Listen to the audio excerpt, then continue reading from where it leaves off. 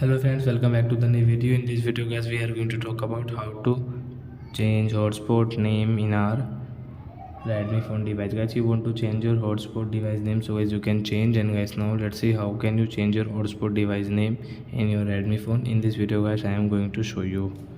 So guys, before starting video friends, I want to tell you, if you're new in my channel, so guys, first of all go and subscribe my channel, click the bell icon and like my video. So friends, first of all open your phone setting to change your hotspot name. Then I scroll and guys you can see a portable hotspot. So guys tap here, set up portable hotspot. Guys tap here and guys click on this SSID and guys tap here. So you can change your hotspot name from here. So example for we will take this Redmi phone and guys type. Then guys you can see your hotspot name has changed in your Redmi phone.